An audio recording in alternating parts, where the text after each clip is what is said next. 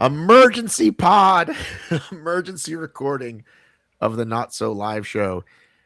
Dave, I woke up and the UK news sites had already been posting stuff about the I can't even remember what it was now. What was it first thing this morning? Rule updates? Rule updates. But it was more about qualifying. Yes, qualifying. It's been a long day. And then I went for a walk. I made myself a video. My video was 98.5% accurate. And then this whole other thing about rules came out. So I'm going to start with a slight correction. I sort of led with the wrong thing, but I wasn't wrong. So Marcus argued with me because what I said was the roll downs only go down two places to non-license holders. Now, the reason that is because they don't want to roll down forever. But they're saying for license holders, it can go down forever because in their minds, and they're right, this protects the non-license holders. So if Rich and Pelayo and Marcus all we don't want to limit it to them. We want to make sure it gets to the non-license holders. But I said it the other way, feature not a bug. You have a better chance of getting it by having a license, which is true, but it's not. Marcus is sort of splitting hairs with me, but he's not wrong. I'm not wrong. Does that make sense? Yeah, I think so. I'd have to read into that a little bit more just to be sure about the standards. But yeah, he was saying there's no way it works in your favor for having the license, and I said, well, yes, it does, because if you finished fourth behind those three people, then you would get in. But if you didn't, and there was somebody else in front of you, you wouldn't. It's definitely a splitting hair situations. But like I said, it's a feature, not a bug, to have the license. Don't go out of your way to get the license just to get a roll down. I was in a rush to post, and I think I sort of missed that because he's right and I'm right. But Marcus usually is pretty dialed in on the rules. He's pretty good at finding the little idiosyncrasies. Yeah, so he's not always perfect, but he's pretty damn good. Right. So are we there so far? We're good. We're good. We'll cover that one. Yeah. You said you may have been wrong. That's cool.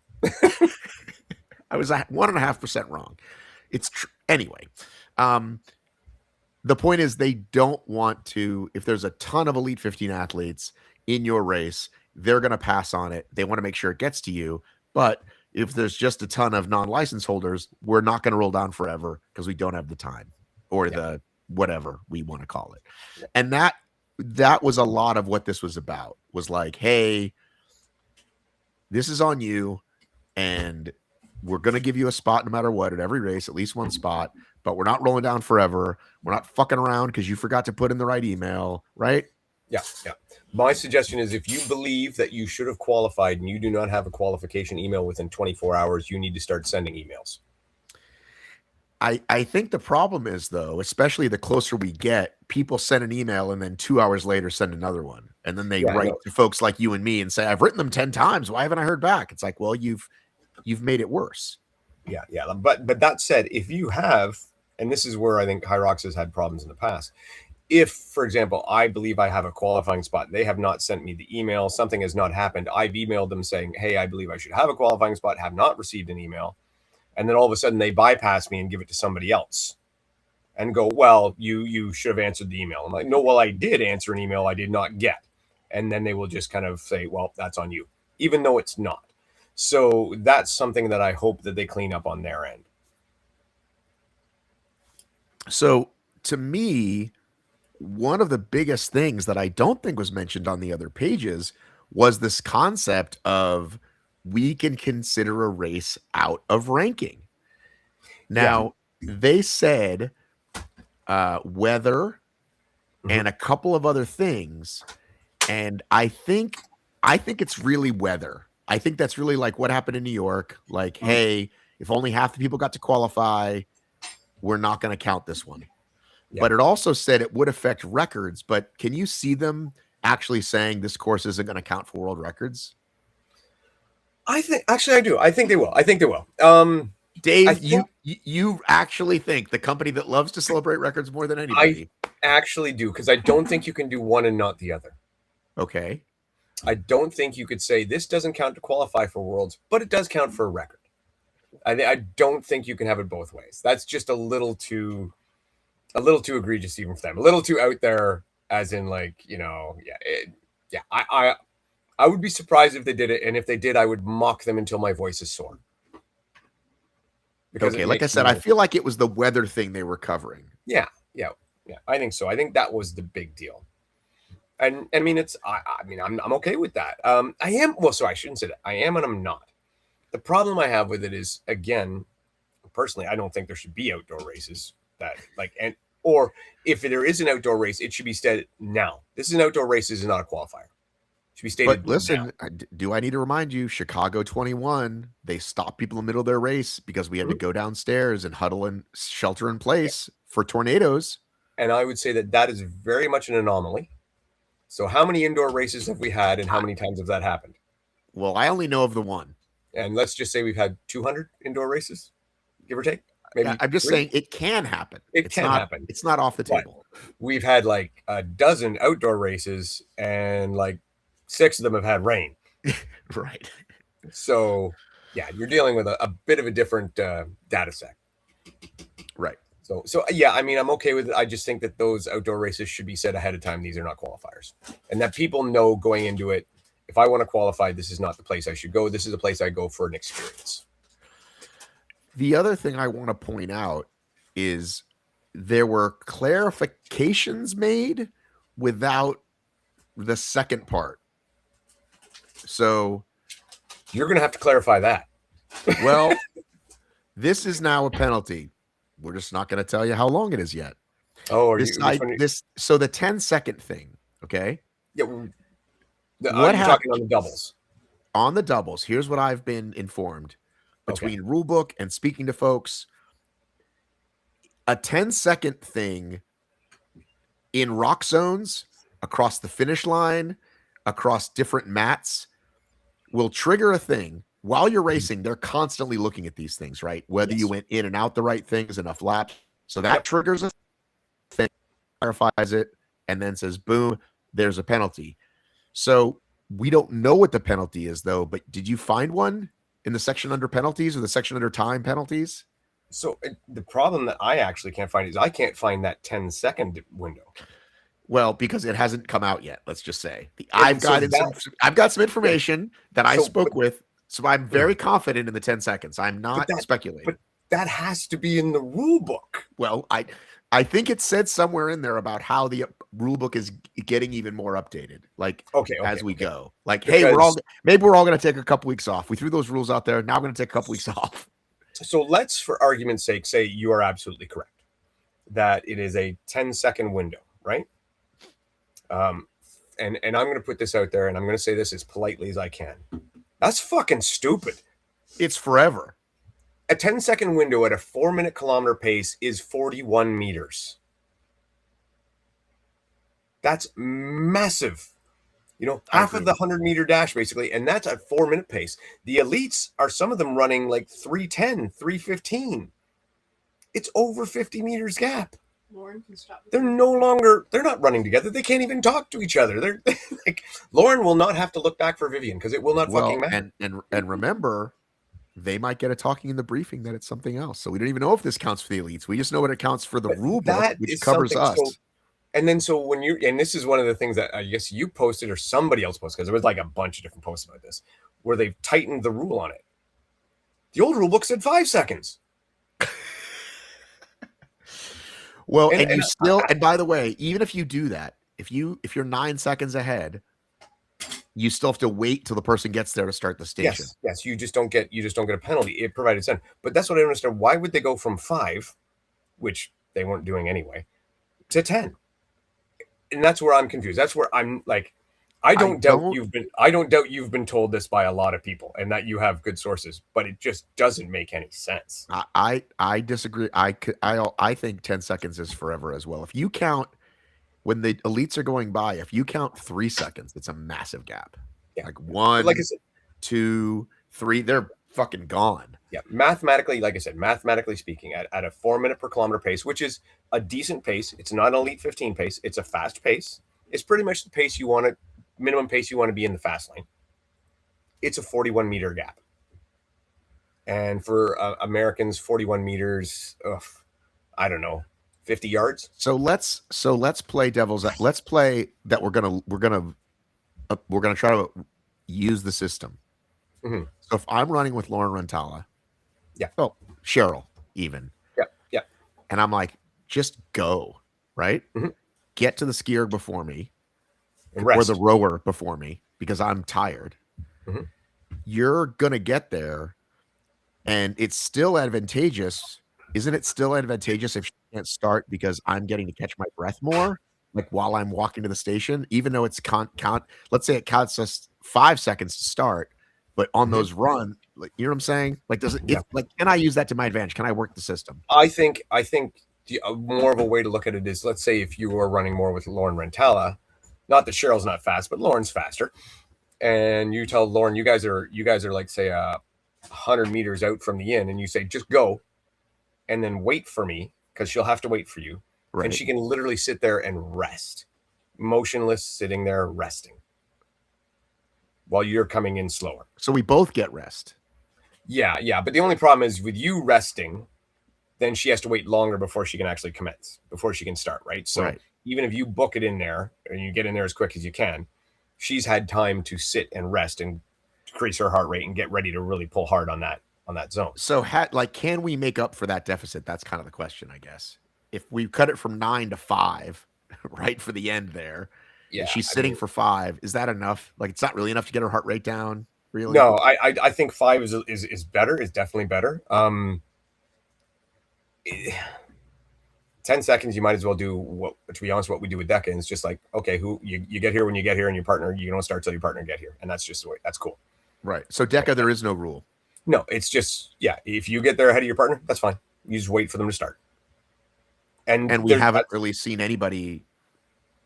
So I guess the reason we do that is because it's very difficult to monitor the other way, and you're adding penalties left, right, and center. And it's really realistically, okay, so this is the way it is. If you want to use it as strategy, go ahead. Cool. It's open to everybody. Right. So So anyway, 10 seconds. I don't know what it is or where that if that's exactly accurate, but I do know that is a massive gap, and it's just it's kind of silly. It's not kind of silly. It's really fucking stupid. So the next one, to me, might be the most surprising, which is the any station as a DQ, which contradicts what we saw at Worlds. Mm-hmm. So you're one wall ball short. You are now DQ'd. Like, it's very clear, all 8 stations. Yeah. So you better not leave early. You better wait till the screen says 100. So, and then wait an extra second to make sure they don't take off the note, right? Isn't that what they're saying? Yeah, that's what they're saying. And if that's the stance they want to take, that's great. Again, I think that's stupid. Here's the problem, and I mean, we saw it at Worlds. So the fact that it's different than Worlds is okay because we're in a new season, a new year. That's perfectly cool. This is exactly the right time to make that change. However, my problem with it is, so now we are even more down to the spot, and it happened to both of these in the Worlds, the Tim and Nicole. Both judges told people to go. So if this happened to Tim and this rule was already in place, he would have been DQ'd and not second place. This is just silliness. Again, like, and then you're going to impose this for everybody? So if why? if you skip a sled length, for example, right? Mm-hmm. Yeah. Which happens to people, right? Yeah.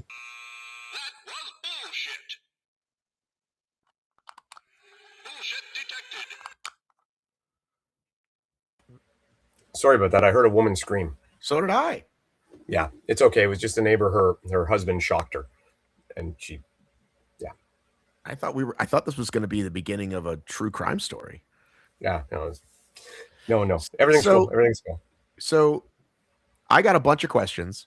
Do you want to say anything else before we dive into each question? Do you have notes you want to cover first? No, I mean, well, I'm sure the questions will. I tell you what, I'll do anything I want to do afterwards because it may be in the questions. Okay. I don't know how I don't know how we're not going to run into problems with the judges tell you to go scenario. Like, I don't know how. What are you going to instruct the judges to do? Not speak? Let the machines only talk? Just have them there for Well, show? and this is what I Because brought it's up. going to happen. It's going to happen. Tim is how does when Tim's judge told him it's okay to go, and you don't have to come back. It's becomes an issue of, well, how does Tim know the counter didn't malfunction? Yeah, no, you said that last time for Right, sure. exactly, and so that, now it's even more relevant. We had this happen in the 2022 World Championships with Hunter and somebody. Was that 22 World Championships? Hunter and Kent when they left the sleds early. Was that the 22 World Championship? Or was that a major? I think it was Vegas. It was Vegas. It was a year in Vegas. So, yeah, I mean, really dangerous stuff. Yeah, it's just I'm assuming what they're trying to do is they're trying to eliminate as many time penalties as possible, so we just make a straight DQ. But that is just ridiculous. You DQ people when they abuse an official, when they abuse another athlete. That's always what we've been saying. When they take steroids. You don't DQ people for leaving a meter early, or for missing a sled length or whatever, or an extra wall ball that may or may not have been a no rep and they didn't realize. And here's the thing that they need to address: if they're going to be that tight ass about it, define leaving. Like, what is leaving? Is leaving stepping away from your workout zone, like the area, or is leaving the workout zone? What is leaving? Because if I am Tim and I throw that last wall ball and I take off without watching the screen, but then I hear my judge go, no rep, and I come back, did I leave? Am I DQ'd? I didn't cross the finish line. We can guarantee as soon as you and I are sitting here, we will see this at the first major for sure. And that was again an issue I raised with Cole was, okay, he stepped off the platform. Did he leave? Is that left? Right. If he steps back on, is he back? Well, this is the stuff where we don't want a rule book that's 28 pages. However, you do have to look at every scenario, and like before you, like when you write a rule book, you got to show it to a few people because you didn't think of something. So, and this is something that I think I've actually heard you say before. You could correct me if I'm wrong, but a lot of people will say this: I don't deal in hypotheticals. I said that. I think you said that. I thought you might have, but that's why I said I could be wrong. I could be well when people.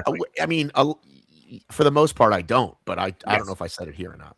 So, when dealing with rules, all you're doing is dealing with hypotheticals. You're literally coming up with every hypothetical situation you can come up to make the best possible rule for that situation. Yes. Rule books should consider hypotheticals. In life, exactly. Otherwise, no. And that's why I get upset when people question other race directors or officials saying, well, I'm not going to answer that because that's silly or this or that. No, your rule should be written appropriately to deal with any situation. Right. And in life, just as they are in the major ball sports, there are these weird things that happen once in a while. You go, okay, I need to adjust or remove or change that rule because we actually scientifically never thought that this thing would happen. And that happens. But when someone else asks you if you've written a rule book or if you're involved in the rules, asks you a question about it, you don't need to be insulted. You need to take that and go, okay, I could not answer that question. I need to iron it out. I need to be able to answer that question. Even if it's a stupid question, I need to be able to answer that question and not just say, that's a stupid question. This is the thing that pisses me off more than anything. It'll never happen. Oh, fuck. Jeez. Don't hit me. Well, that'll never happen. No. If you think it'll never happen, guaranteed it's probably going to happen the next race. Right. So, all right. Anyway, so the first question I want to cover, I don't think is in the rule book. So I want your take. Okay. Can you put your hands on your legs during lunges? I was told I couldn't. You absolutely can. There's nothing in the rule book stating that you cannot. I've been through this before and I've looked through it. I do it myself. Cole, I've seen do it many times. I've seen other athletes do it, and there's nothing in the rule book stating that you cannot put your hands on your knees. I believe I might have even commented on a person that said this, or it could have been someone else because it could have been a different one that you're looking at.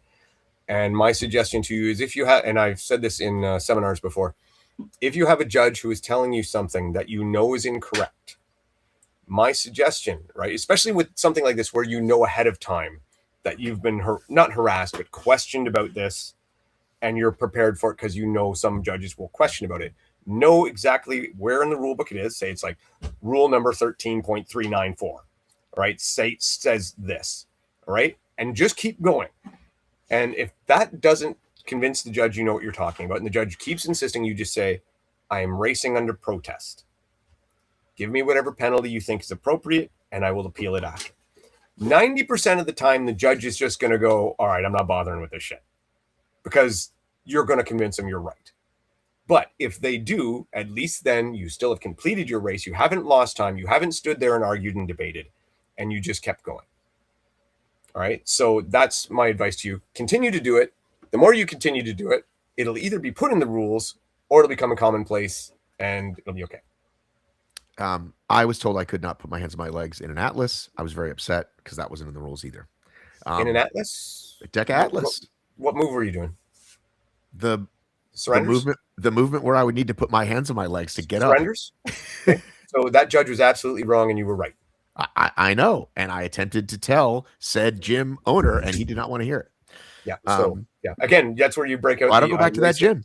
No, but again, and again, same situation. You just tell that judge very calmly and politely, I'm positive about this. I'm racing under protest. I ended up DNFing my atlas, if you recall, so it didn't matter. But I remember. Yeah, I know. I'm just saying for people out there, this is what you do. That's a perfect situation to say, I'm positive. I'm breaking out. I'm racing under protest. And if I'm wrong, afterwards, when we look it up, you can penalize me accordingly.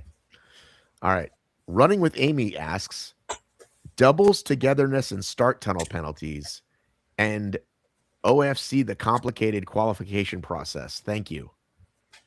I do not understand what the question is in there or what OFC means. I think it's of course. Can you ask Rye? Does she know?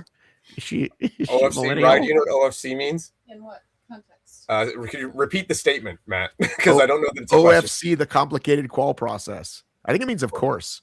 Of course, the complicated. Okay. Oh, yeah. Okay, we don't know. But I'm going to think you're right, Matt. And so the first part, I think we already touched on the racing together. Yeah, like why are they specifically talking about it though? Was this a problem? Were people starting without their friends? I'm a little confused myself. Oh, the starting tunnel? Yes. Yeah, okay.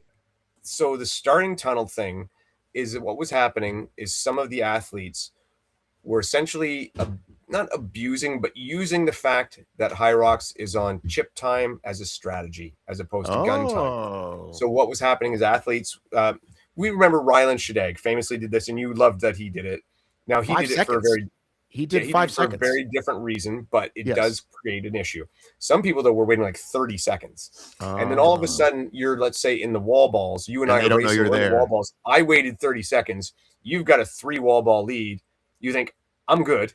You don't see me. I just got to maintain this gap. Yeah, not knowing that you're 20 seconds behind. Gotcha. Right. But it was specifically about. I think they specifically mentioned it around doubles too, though. But I guess no. I'm probably conflating things. So that's the start tunnel thing, and actually, I think that it's fantastic that they scored that away. I don't think anyone who did it in the past was cheating. I mean, they were just strategizing. That's the way it was. That was what the rule book allowed. But I do prefer it this way.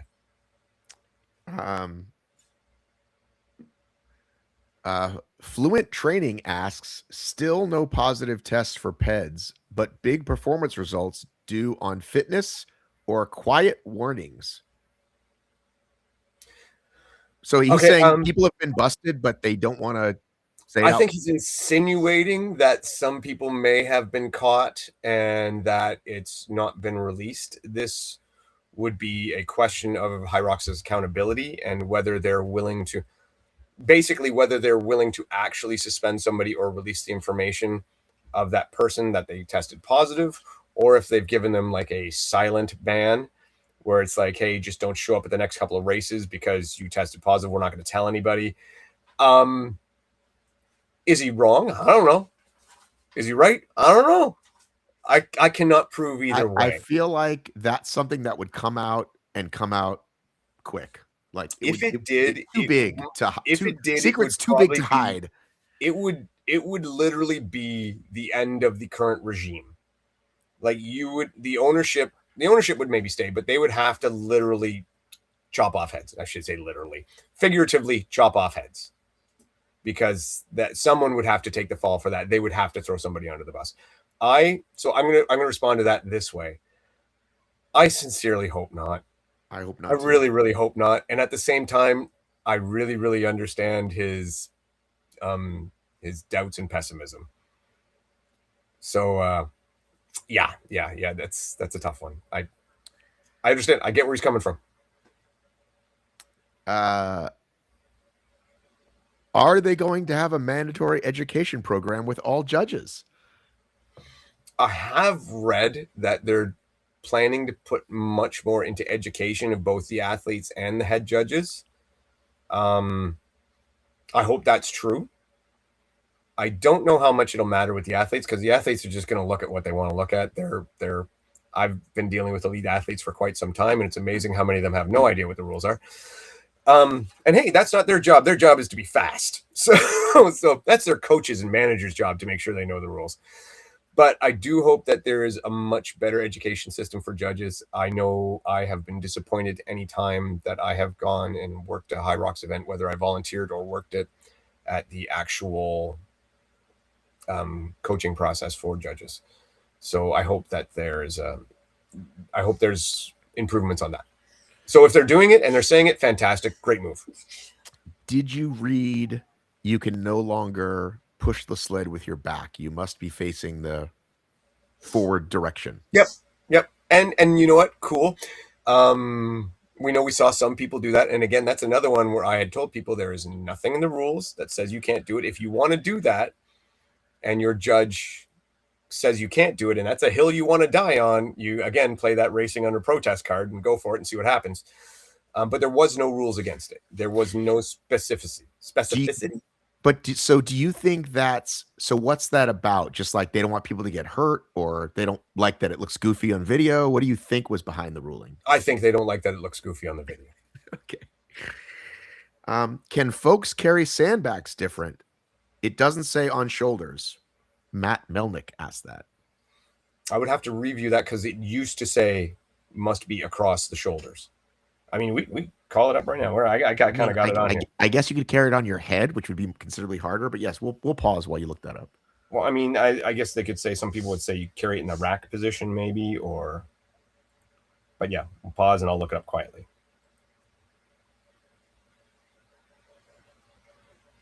I won't be editing this video, so we can talk. We're gonna get this thing up. We're gonna get this thing up right away. I'm just gonna read it. I'm gonna read it straight out then, just so you know. All right, go for it. Sandbag lunge begins and ends with the removal/return of the sandbag to the marked area next to the start line finish. A racer starts by standing tall with both feet behind the line before beginning their first lunge. During the lunge, the trailing knee must clearly touch the ground. Each repetition ends with the racer standing tall, knees, hips fully extended. Lunges must be alternating, i.e., alternating knees touch the ground. Racer can lunge continuously or stop between each lunge with both feet parallel on the ground. It is not permitted to take any steps or shuffles between repetitions. It is required that the racer's front foot must completely cross the white line at the end of the lane and the finish line. A racer does not need to lunge around the turning points at each end. However, they are required to restart each working section with 2 feet behind the white line and lunging across it. During each sandbag transition, I'm actually on the doubles rules right now. So during each sandbag transition between the DTMs, the sandbag must not be passed forward, sideways, or backwards is permitted, never forwards. The resting DTM must walk behind the working DTM at all time and is not permitted to obstruct other racers walking alongside, etc. The station is complete once the racer's leading foot crosses the finish line. They must then return the sandbag to the correct marked area. If the racer fails to return the sandbag to the correct area, a 30-second penalty shall be applied. If the racer returns to correct their infringement before exiting the rock zone, this penalty will not be applied, which is nice. Remember, that's kind of the leaving thing. That's good. So if you don't get it in there, you go back and put it, you're okay. A racer completes all / part of the sandbag lunges using incorrect weight. They are required to repeat the entire workout station using the correct weight. Failure to do so will result in DQ. So during sandbag lunges, if you pick up the wrong weight, you don't pick up where you left off. You do the whole thing again. Exactly. Yeah. During sandbag lunges, the sandbag must remain successfully supported by the working athlete. It must not be placed on the ground, barricades, feet, or any other surface to remove the load. Each infringement will result in a 15-second penalty. Removing the sandbag from the shoulders will result in a 15-second penalty. So There you go. There you go. Right? No warning is what it says. However, since we are on there, we might as well cross another bridge. The sandbag hitting the ground is no longer a DQ. Right. Which, again, fantastic update. Well done. Something that we have took us 6 years. 6 years to get rid of that dumb rule, but they did it. Hey, better late than never. So yeah, there you go.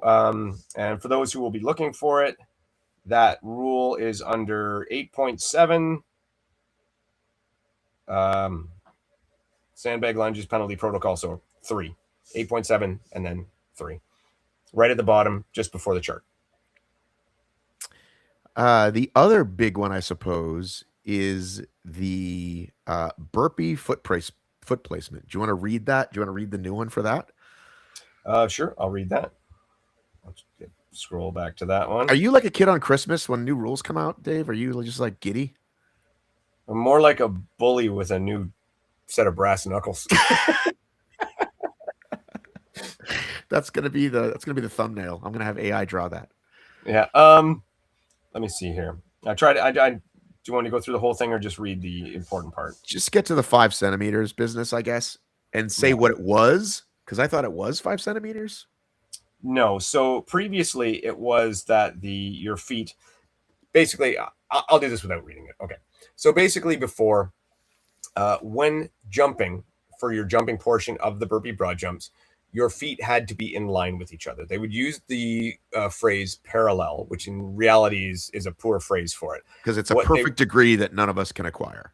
Exactly. And plus your feet can be completely 180 if they want. They can be angled. It's not parallel with each other. What they want is the toes of your feet in line with each other, parallel to the start and finish line. Okay? That's actually the proper way it should be worded. But we got what they're saying. Now they're saying you can have a 5 centimeter variance between the front of each of your toes. So the front of your toes on one feet can be up to 5 centimeters in front of the toes on your other feet while you're doing your jump. That's the big difference. So the landing doesn't matter. It's takeoff. The landing matters in the point that if you land with your feet staggered, you need to actually step back to the back foot, not front to the forward foot. Right. So if you land with your feet staggered, or even if you fall down, right, you need to step back to the back foot. When they jump across the line, their feet land across the line, and then they fall on their ass. Does that have to be repeated? Is that a bad rep? No, you're fine. It's not long jump. There's nothing in the rules that say anything like that. So, yeah, if you land with your feet staggered, just step back to the back foot, and you should be okay. So going back to the sandbag lunges, okay, when one foot clears, you're done. It's not both feet. Yeah, and I believe if you read the new rules, or at least I've read in a section, that last lunge, it used to be foot would have to cross, and you'd have to stand up and extend a full lunge. You don't have to do that anymore. Your foot just has to cross. And then you can toss the bag. Well, yeah. Then you've completed. So once that foot crosses the entire line, you have completed the zone or station. Somebody asked, hold on. Before you go on, I do have a comment about the burpees. Go ahead. It's dumb. You just move the goalposts. It used to be feet right in line with each other. Now it's feet 5 centimeters apart. You've just moved the goalpost a little bit, and now you're left judges trying to guess what 5 centimeters is. So for people that are out there, I will suggest how would you word it? Well, I would not have the rule that way. No. Well, you don't want people doing the hop, skip, and jump. You don't want them galloping. So what's the rule? My thing forever has been constantly, you have a line every 30 centimeters. Well, okay. We know that's the real solution, but what's another one, since they're not going to do that? Oh, no, their wording of the way they want it is fine. It's just dumb. Because now, instead of having people trying to judge your feet exactly parallel, or they say it, they're going to be judging, are they 5 centimeters? So you've just kind of moved the goalpost a little bit. But that's what they're doing for burpees anyway, for the hands. The hands never have to be parallel. Yeah, so I'm just saying.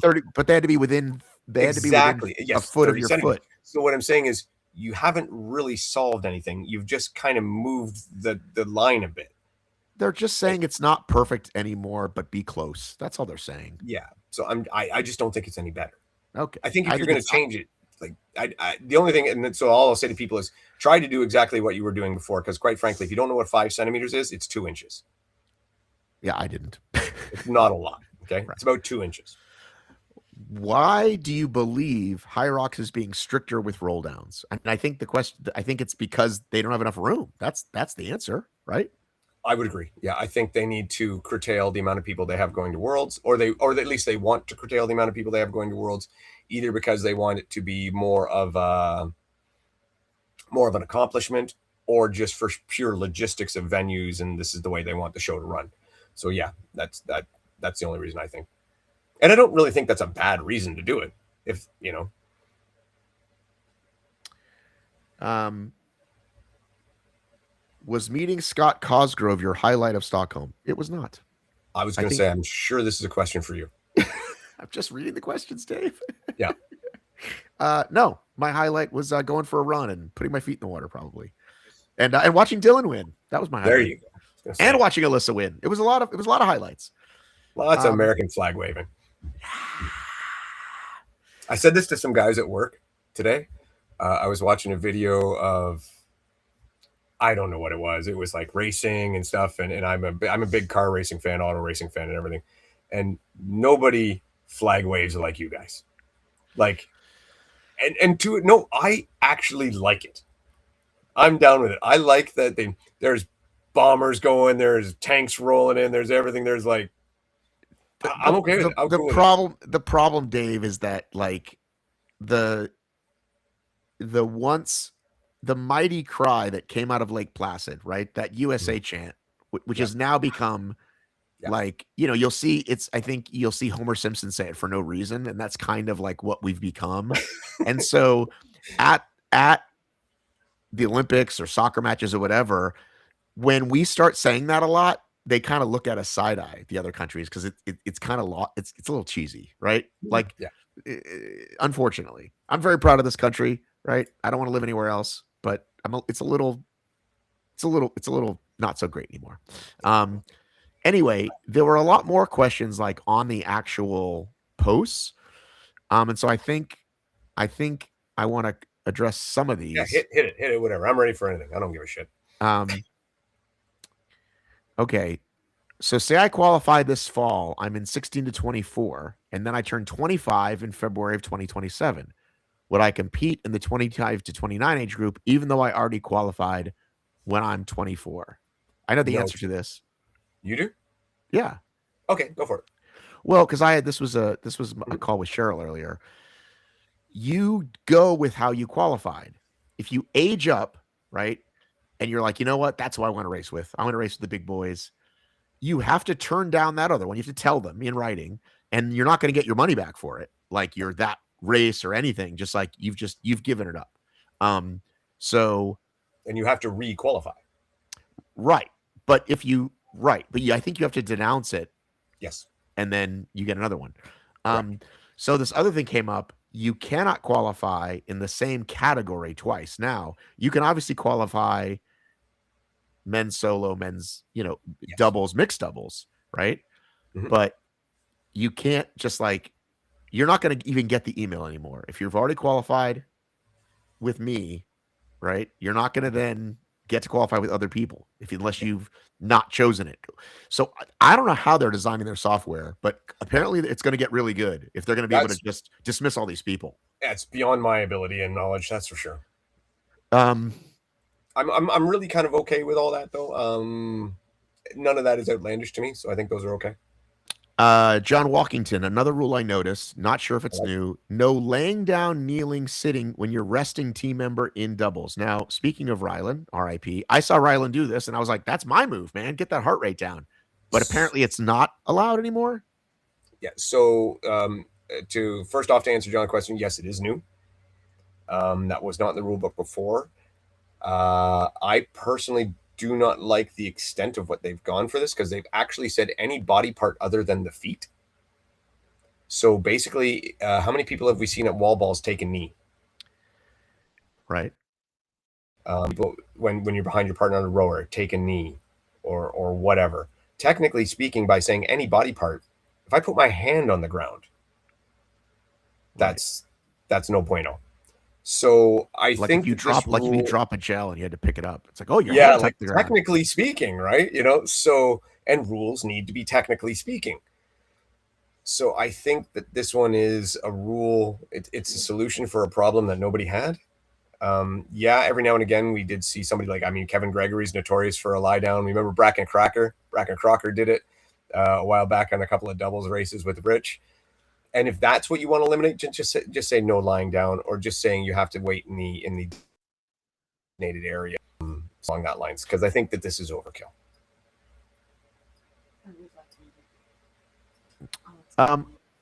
There were a couple Yeah, comments like, "Oh, for fuck's sake, they're changing all these rules again." And I think most of these changes are for the good. I think a lot of these clarifications are for the good. So Yeah, I'm not mad about it. No, I do want to say with that one too, something that I would have liked them to see. Sorry, something I would have liked to have seen them add to that one, as opposed to like the way they had it, is no sitting on the wall balls. So I don't think they do let you sit on the wall balls. I see it all the time. Oh, should they sit on the box or not be allowed to sit at all? I don't really care about sitting. It's just you literally have your ass on the wall ball that's going to be right in somebody's face, and plus it does damage to the wall balls. And it's sweaty, and it's gross. So I'd like for that one to not be the case. Gotcha. Another big one was the new cutoff, and they used to give you the option, right? New York is right before Worlds. They're like, if you haven't qualified yet, you can do it or defer. That is stopping. They're stopping it several weeks before it. We don't know the exact dates of these races coming up, but Berlin and New York were like both 50,000 people races. So you will not be able to qualify for that year. Now, somebody said, but what if they haven't told you the location yet? How are you supposed to say yes or no within 48 hours? And it's like, right? SOL, baby. Yeah. What do they mean by haven't told you? Oh, haven't told you the location. So you're. Yeah, because we usually don't get the location till Worlds. Yeah. So they're saying, why would you say yes if you don't know yet? Yeah. Yeah. I mean, why not say yes? What's the worst that can happen? You lose your money. Oh, that's right. You have to pay for it. Yeah. You lose $200. There's no.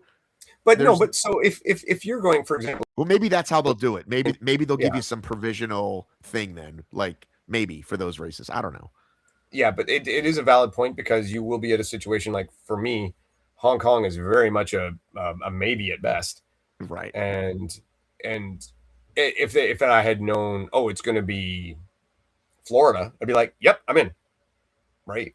So it's a very valid question, and I hope they address that, because I honestly don't know.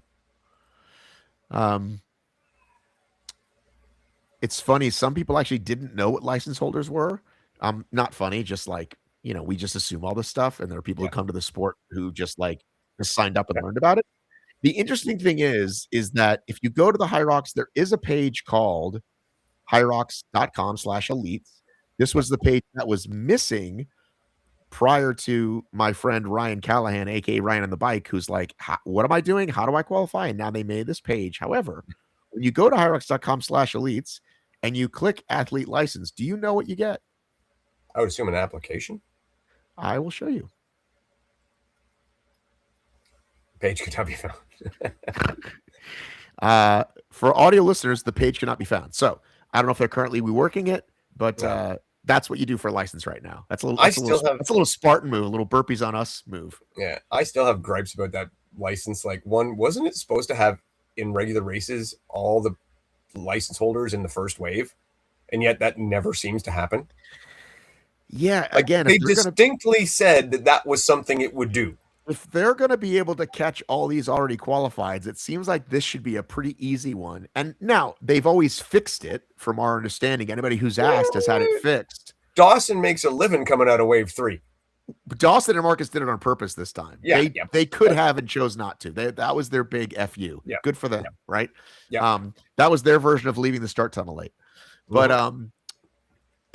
I do know that they haven't said no. it happened to Camilla. It's happened to a ton of women. And when you say, "Hey, I got the license," but yeah, it should work. It should work automatically. I think that's pretty much most of the stuff. I don't know if you want to go on a rant or there's a bunch of other stuff you want to cover. No, I think I'm good for a lot of it. I mean, you touched on most of the rules. I do think a lot of them are good. So you cut out for a second. I said that people were complaining about rule changes, and I feel like these were clarifications that were missing that are good. So another one that got mentioned was you can't even pick up the handle on the rower until your like feet are in the saddle. They're losing that to just your butt in the seat. Once your butt's in the seat, you can grab the handle. Yeah, again, good. I like that. And again, will judges know this? I hope this gets passed along. Are they going to watch a video? Because I think you grabbed it, and then you're arguing with them, and we don't want to spend the time arguing with them or racing under protest. I think that it'll be actually easier because it was something that before they were sometimes calling, sometimes not calling. I do know I saw many people get away with it in Ottawa that the judges just didn't know or didn't see.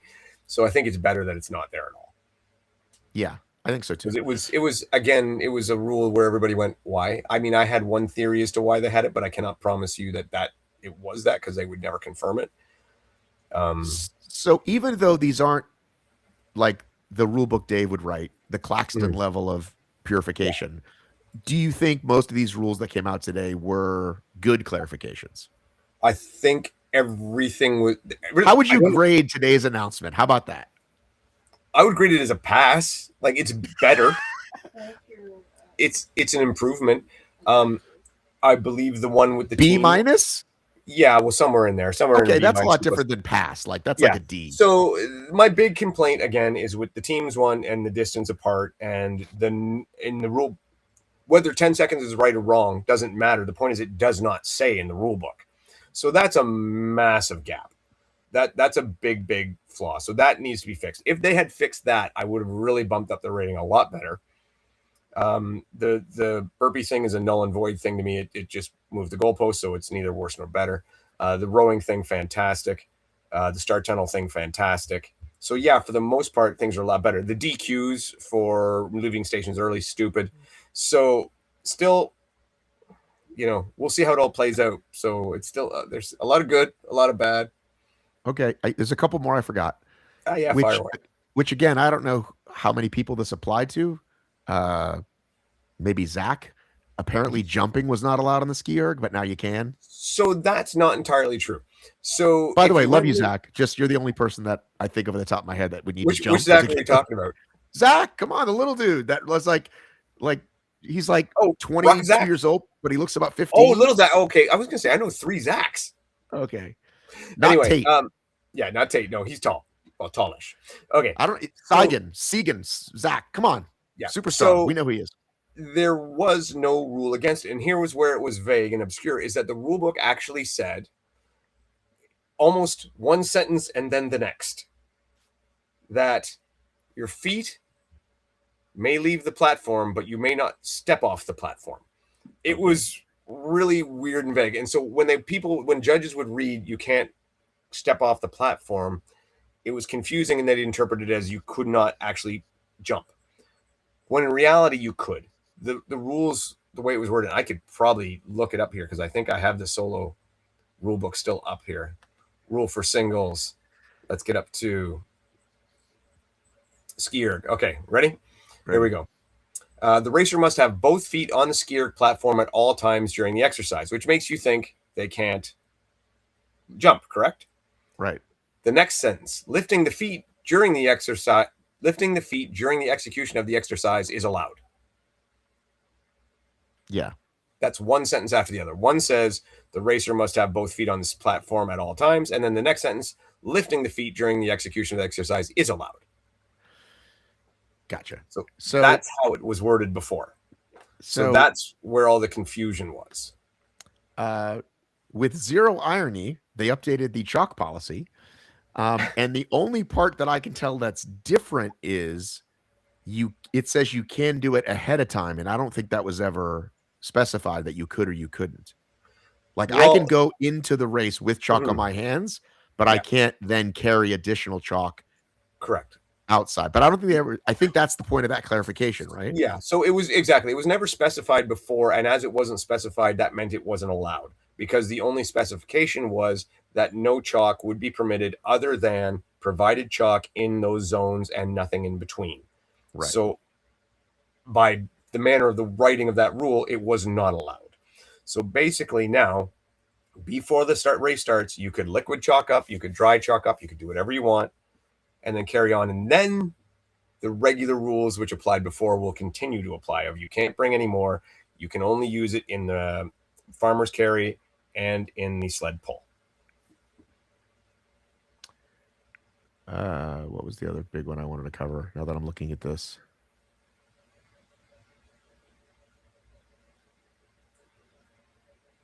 I think that's everything. Oh, here's one. Okay. If you want to lose an item of clothing, you can, in fact, hand it to someone off the course. You cannot throw it on the course. That's new. So, and yet that's new. And that is a change, because previously, not that anybody ever got called for this or it ever happened, technically everyone who just tore off their shirt and threw it into the stands should have been penalized. Right. Because it was basically a rule of anything you brought on the course with you, you needed to carry with you, Right. much less which we all love from our Spartan days. Exactly. And we all know from Dylan's wall balls with no shoes. Right.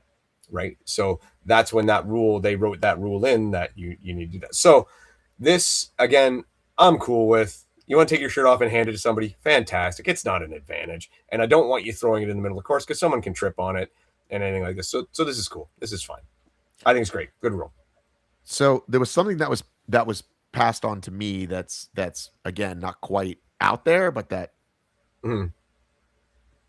which is good and not good. So for example, we want to encourage people not to run under the rig. Yes. But comma, there is no comma, and here's the penalty if you do. It's just we want to encourage you not to do it. So the previously one, there was a penalty for it. It was a 15-second penalty for running on the rig in the previous rule book. Right. So again, I don't know the point of that exactly. Like if we're going to educate the people, that's what kind of was like, hey, we want to educate folks. We don't want to disqualify them. We don't want to penalize them. So we want to not encourage them. And it's mostly about other athletes and photographers more than advantage or not an advantage. That's what's been communicated to me. Yeah, and I mean, I'll read it right what it says on the rule here. Okay. So this is 10 and 11.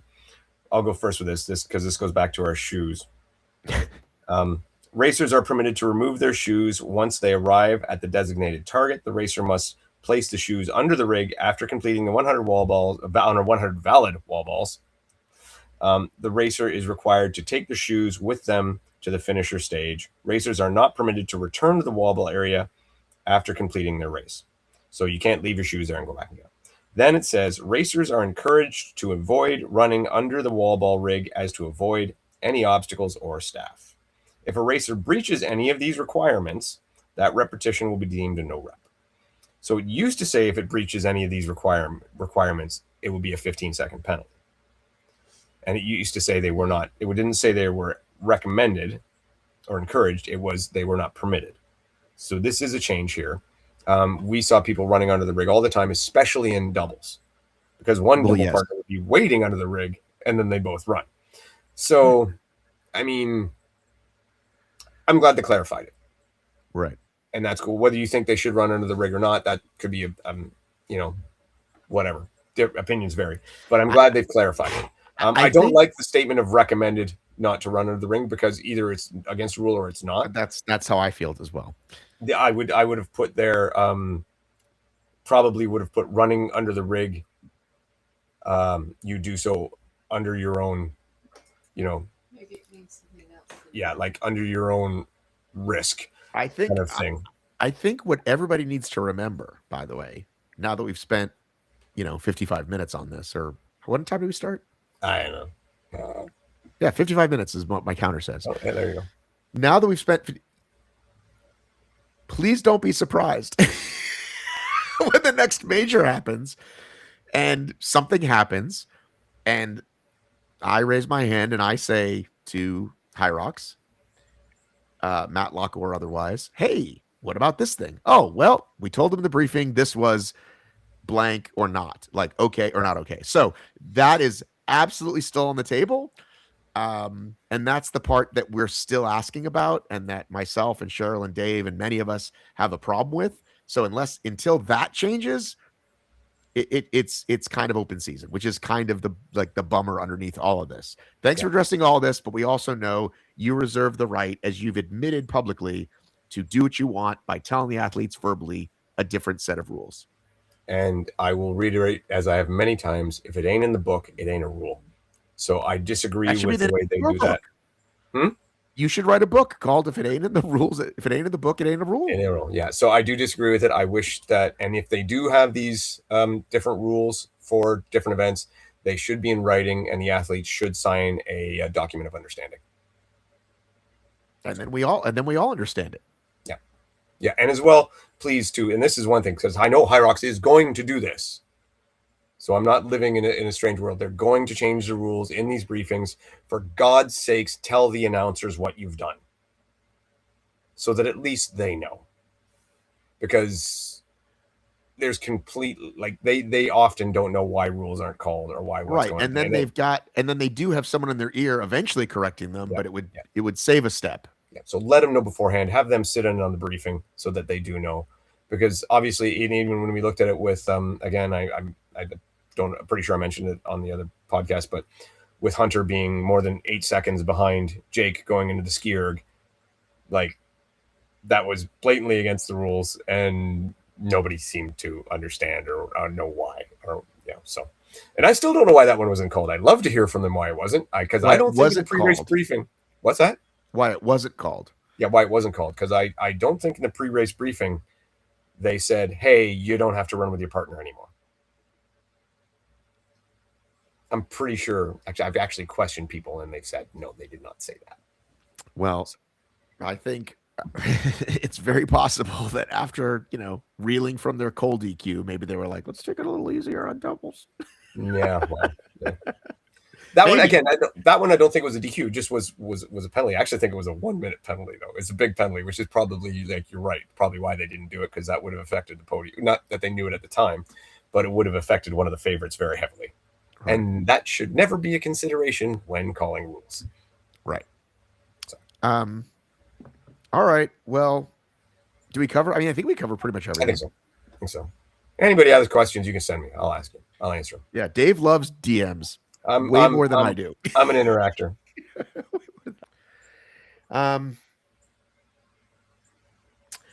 For 3 seasons now, adaptive athletes have had to fight to remain in the top 3 of their respective category to qualify for world championships.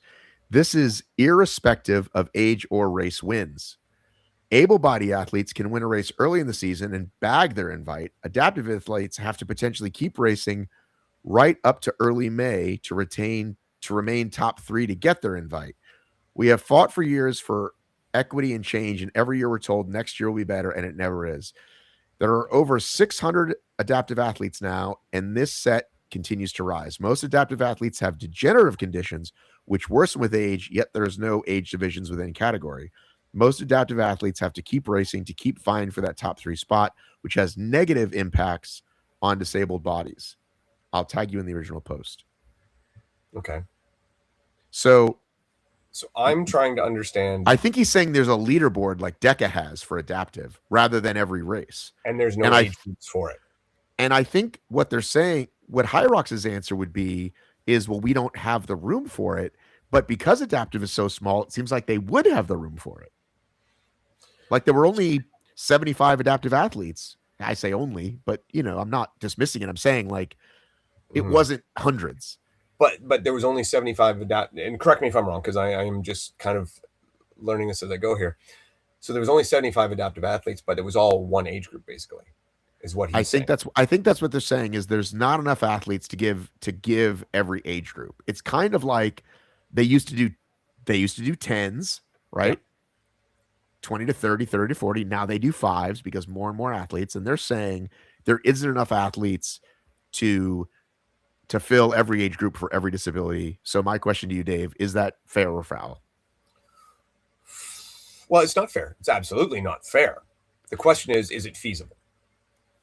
So, I mean, fair is for the adaptive division to be treated exactly the same as the other divisions. That's fair. The question becomes, is it feasible for HYROX to do so? That I'm going to say, honestly, I do not have the numbers to know. Right. And I said 75, by the way. I could be wrong. I feel like Yeah, it was a small number. And they celebrated. They were like, hey, we had 100 or we had 75, whatever it is. It wasn't thousands, right? Yeah. And as you would expect it, right? So I guess I would love to look at other sports as a percentage, how they handle it, right? Yeah. Whether it's, I mean, CrossFit would probably be the best spot to go to. I mean, CrossFit generally has a complete different adaptive but division. but it's still got to be percentage based, right? Track and field. That's kind of what I was thinking. And they do have age groups in those divisions. So the question is, would HYROX be better served instead of just taking the top 75 to take like the top 10 from each age group and then call it a day? Yeah. So that way each age group is represented. So I would think that's probably the way I would lean in doing that. But that said, I don't have all the information for how they split up their adaptive division. I will say one thing on behalf of the adaptive people, and this was a question that I saw, is why is the adaptive rulebook not put out at the same time as the regular rulebook? Is it currently not? That's what I'm hearing. And I want to look. I want to see if that is the case. I absolutely agree with them, and it should be put out at the same time. Where is it now? Hang on. Let me see if I can find this. Hang on one second. Because I want to see how this is. It is. I've got it here. Adaptive rulebook. So it is in the same area as the singles, doubles, and team relay, anti-doping, and the TUE form. And I will admit, I am not an expert on adaptive athletes. But I do think HYROX, whoever is in charge of rules, probably should have someone who is like they have the elite athlete committee or whatever. Yeah. Right. Yeah. They should probably work with people who, right. Yeah, and I would suggest working with some people who deal with wheel wad, which is the CrossFit division that does a lot with the adaptive for CrossFit. And I know there's some really good people out there that have really great information. And I don't think that you could make a proper adaptive rule book of any kind or division without their expertise. Most para and Olympic pathway sports use a quote unquote meet a defined standard within a qualification window than your in model, often grouping athletes into classification based categories and capping discretionary slots. US ski and snowboard, for example, limits discretionary selection to 25% of quota. So before I continue, what does that even mean? To 25% of, repeat that? Quota. A quota. Geez. I don't know. I don't know how they're wording that there. That differs structurally from a system where athletes must defend a live top 3 ranking against a growing field all season, since once an athlete hits the standard, later results by others can erode the spot. So I guess it's kind of like, hang on. I guess it is silly to make them defend a spot. Like, it is kind of silly. Like, why would you ever do that? Yeah, they're and to be honest, they are correct in that they're the only one in HYROX that has to do that. Everybody else, once you get your spot, you're locked in. Again, it's like if someone says, hey, I didn't qualify and, I'm 74 because you have it 70 to 80. And they just go, listen, we just don't have it broken down. We just don't have enough. Right. Yeah. So, for example, I think they did just change that. That was one of the things I read, by the way, that I think I forgot to write. They did just change that from 10 to 5. Okay. But if someone said it was unfair and they just said, look, we're basically saying we don't want to give a spot out if you didn't compete against anybody. Isn't that kind of what they're saying? I think so. But I mean, so it seems like I would like to find this out. This does seem like a question that should be looked at. Because again, what do I always say? What is this preventing? What's the end result? What's the why? It seems like there's not an issue. It seems like you're not going to have thousands of people all of a sudden if you change it to the normal way, because just like regular sports, it's some of the same people. Some people aren't going to make it. Like, Mhm. you're not going to overwhelm the day. Well, So and yeah, and you still like you know how many events you have, so you know the maximum number of athletes you're going to have qualify. just like they do now. Exactly. Yeah, for everybody else. So I mean, yeah, why not have them under the same kind of system? Yeah, that's our official answer for now. Yeah. And I'll try to find out. And Here I'll you try go. to find out. Official answer. We're with you. There you go. Yeah. Okay, Dave. Let's wrap it up. Good night, Gracie. That's only for Cheryl. Oh, that's sexist. Do you know that reference though, Dave? You're old enough to know that reference. If you asked me to pick the show that it's from, I probably could not, but I do understand the reference. Yeah. So it's George Burns. So Yeah. a reference that. Listen, Dave, we're over 50, so things that came from my childhood are just like, lost, because that's well before I was born, but I knew the reference. Hang on, I just got an important text. Oh, it's my Verizon payment was received. Thank God. That is important. See you later. Take care.